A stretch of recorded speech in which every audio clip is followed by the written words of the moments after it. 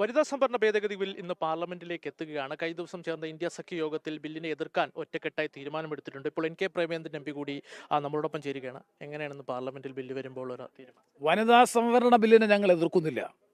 വനിതാ സംവരണ ബിൽ രാജ്യത്ത് പാർലമെന്റ് എല്ലാ കക്ഷികളും ചേർന്ന് പാസ്സാക്കിയിട്ടുള്ളതാണ്.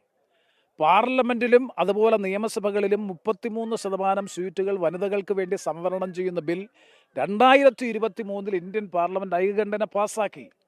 ഇപ്പോൾ തിരക്കിട്ട് ധൃതി പിടിച്ച് 5 സംസ്ഥാന നിയമസഭകളിലേക്ക് തെരഞ്ഞെടുപ്പ് നടക്കുന്ന ഈ ഘട്ടത്തിൽ അടിയന്തര പ്രാധാന്യത്തോടുകൂടി ഒരു പുതിയ നിയമവുമായി BJP വരുന്നതിന് പിന്നിൽ വ്യക്തമായ രാഷ്ട്രീയ ലക്ഷ്യമുണ്ട്, രാഷ്ട്രീയ ദുരുദ്ദേശമുണ്ട്.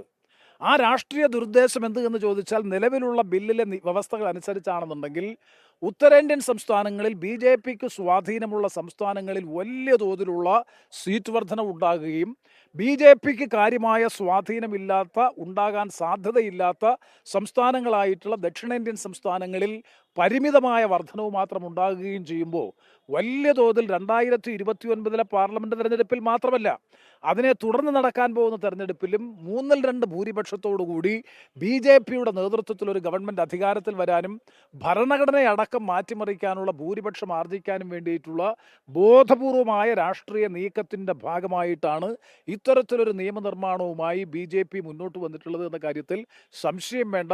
അതുകൊണ്ടാണ് ഞങ്ങൾ ആവർത്തിച്ച് പറയുന്നത്, വനിതാ സംവരണ നിയമത്തെ അല്ല ഞങ്ങൾ എതിർക്കുന്നത്. വനിതാ സംവരണ ബിൽ ഞങ്ങൾ പാർലമെന്റിൽ പാസ്സാക്കി. ആ നിയമം നിലവിലുണ്ട്, ആ നിയമം പ്രാബല്യത്തിൽ വന്നു കഴിഞ്ഞു. പക്ഷേ അതിൻ്റെ മറവിൽ മണ്ഡലം പുനർനിർണയം നടത്തി ഏകപക്ഷീയമായി അധികാരം പിടിച്ചെടുക്കാനുള്ള BJPയുടെ നീക്കത്തെയാണ് ഈ ബില്ലിൽ ഞങ്ങൾ എതിർക്കുന്നത്. അതാണ് ഇന്നലെ വരെ 50% എല്ലാ സംസ്ഥാനങ്ങൾക്കും ഇക്വിറ്റബിൾ പ്രൊപ്പോർഷണേറ്റ് ആയിട്ടുള്ള ഒരു വർധന ഉണ്ടാകുമെന്ന് പറഞ്ഞ ഗവൺമെന്റ് എന്തേ അതിൽ നിന്ന് പെട്ടെന്ന് പിൻവാങ്ങുകയും ബില്ലിൽ അതിനെ സംബന്ധിച്ചൊരു വ്യവസ്ഥയും ഉണ്ടാകാതിരുന്നത്? കണ്ടീഷൻ വയ്ക്കുമോ മുന്നോട്ട്? ഞങ്ങൾ ഒരു കണ്ടീഷനും വെക്കുന്നില്ല. ഇപ്പോൾ ബില്ലിനെ എതിർത്ത് വോട്ട് ചെയ്യുക എന്നുള്ളത് മാത്രമാണ് ഞങ്ങൾ തീരുമാനിച്ചത്. പ്രതിപക്ഷം വലിയ പ്രചാരണമൊക്കെ പ്രതിപക്ഷത്തിനെതിരെ നടത്താൻ സാധ്യതയുണ്ട്. BJP ഒരു പ്രശ്നവുമില്ല. വനിതാ സംവരണം പാസ്സാക്കി കഴിഞ്ഞു രാജ്യത്ത്. ഇപ്പോഴും വനിതാ സംവരണത്തിന് ഞങ്ങൾ എതിരില്ല. ഈ 543 ലോക്സഭാംഗങ്ങളിൽ 33% സംവരണം ഏർപ്പെടുത്തി 29 തെരഞ്ഞെടുപ്പിൽ പോകാനും ഞങ്ങൾ തയ്യാറാണ്. ഗവൺമെന്റ് ആ ഭേദഗതി കൊണ്ടുവന്നാൽ ഞങ്ങൾക്കെതിരില്ല. 543 അംഗ സീറ്റിൽ 33% സംവരണം ഏർപ്പെടുത്തിക്കൊണ്ടുള്ള ബില്ലിന്റെ ഭേദഗതിയുമായി വന്നാൽ ഞങ്ങൾ അതിനെ സപ്പോർട്ട് ചെയ്യും. പിന്നെന്താ പ്രശ്നം? അപ്പം ഇതൊരു പൊളിറ്റിക്കൽ അജണ്ട ഇതിൻ്റെ പിന്നിലുണ്ട് എന്നത്, അത് വളരെ ദുരുദ്ദേശപരമായിട്ടുള്ളൊരു പൊളിറ്റിക്കൽ അജണ്ടയാണ്. അതിനെയാണ് പ്രതിപക്ഷ കക്ഷികൾ മൊത്തത്തിൽ എതിർക്കുന്നത്. എന്തായാലും വനിതാ സംവരണത്തെ അല്ല, മറിച്ച് ഡീലിമിറ്റേഷൻ എന്ന വ്യവസ്ഥയാണ് പ്രതിപക്ഷം ഒറ്റക്കെട്ടായി എതിർക്കുന്നതെന്നാണ് NK പ്രേമചന്ദ്രൻ MP ഇപ്പോൾ വ്യക്തമാക്കിയിരിക്കുന്നത്.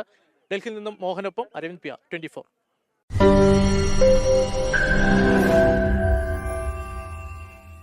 ലോകത്തെവിടെയായാലും ഏത് സമയത്തും 24 വാർത്തകളും ഓഗ്മെന്റഡ് റിയാലിറ്റി പാക്കേജുകളും എക്സ്പ്ലെയിനറുകളും വിശദമായി കാണാൻ ഞങ്ങളുടെ YouTube ചാനൽ നിങ്ങൾക്ക് സബ്സ്ക്രൈബ് ചെയ്യാം.